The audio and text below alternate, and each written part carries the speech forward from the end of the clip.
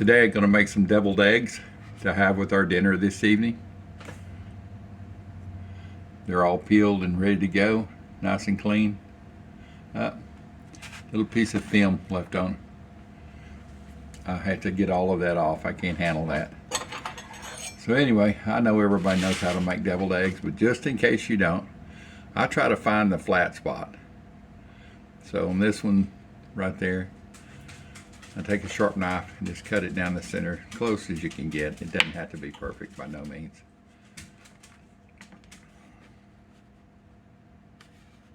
Let's see here.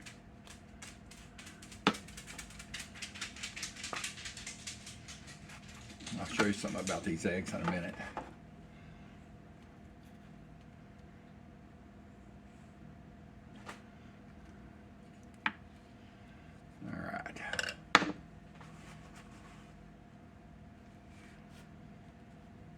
You'll see these eggs around here. There's no dark green or the dark color. I literally put these in. I do about 10 at a time, even maybe sometimes a dozen. Put them in a pot of water, bring it to a boil it for about 5 to 6 minutes, turn it off and put a lid on it. Come back and check in it a couple of hours. It boils perfect eggs like that. So let's get this going here. Let's see here. Get some room. They should, and they peel really easy. You can see that this pops out a little bit left in. That's okay.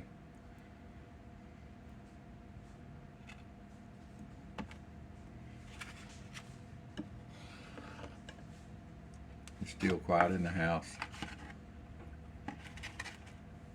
I've been up for a while.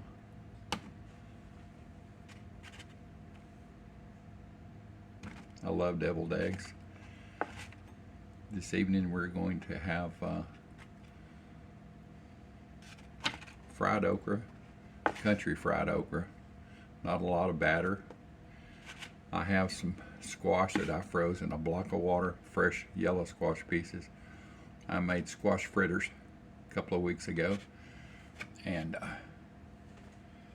so I've got those thawing out in the fridge. I'm going to coat them all with just a little bit of cornmeal, shake it up in a bag, and have some country fried okra. This would be the perfect side. Plus I've got 3 chicken thighs that I've roasted. Roasted them in the air broiler a few videos back. A bunch of them. I did 2 packages of them. And they're part of them in the air fryer, part in the regular oven.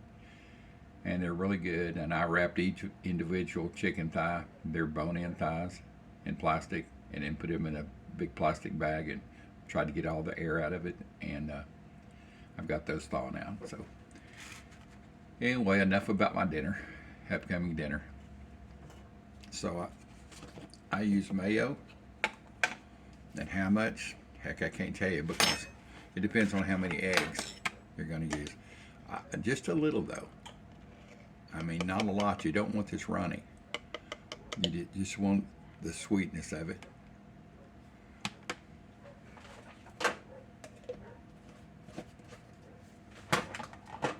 And I'm going to make it really simple today. Sometimes I chop pickles and little red peppers and little sweet red peppers and all kinds of stuff, but not today.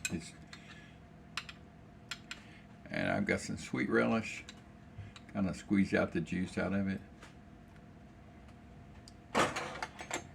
And mustard.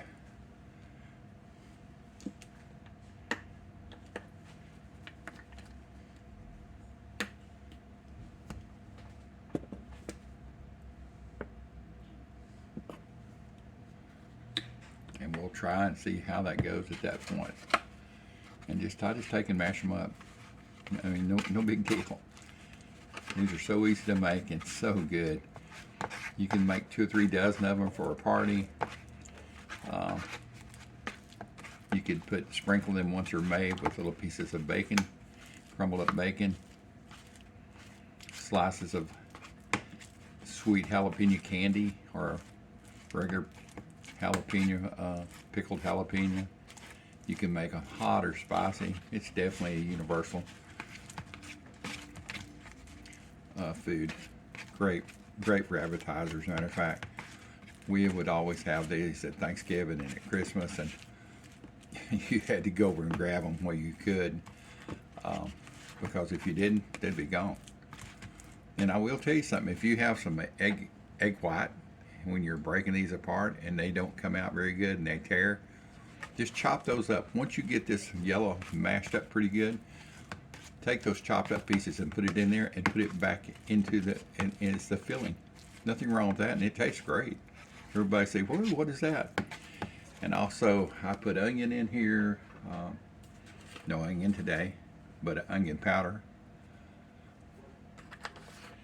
And of course, garlic. And all these can be done fresh. Depends on how big of a bunch of eggs you boiled.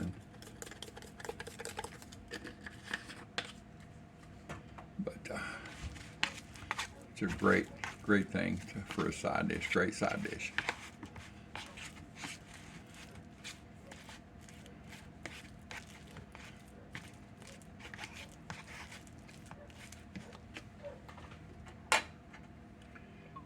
If I had a bunch of eggs to do, I would take a Ziploc bag, fill this filling full in the Ziploc bag, and squeeze it out and cut the tip off and squeeze it out like a pastry bag. But I don't have a lot to do today, so let me get a little taste of this and see what it tastes like.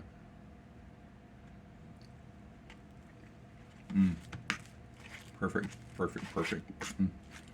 So good. A little bit of sweet from the mayo, a little bit of the mustard flavor for sure. All right. And I'm just going to take my spoon, load up this goodness.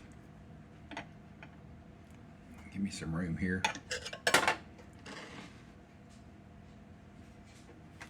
And stuff these little babies.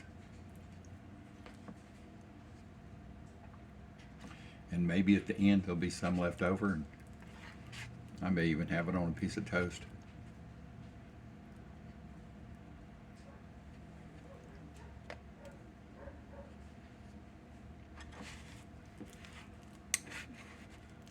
Once these are finished,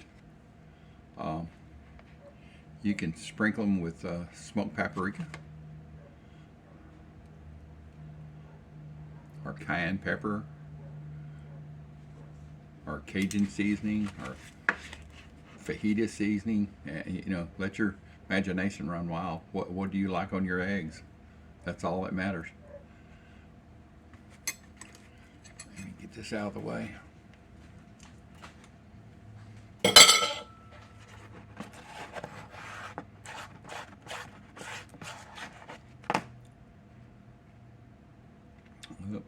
I've overfilled some of these, so one's going to be kind of short. I think maybe I can get enough in.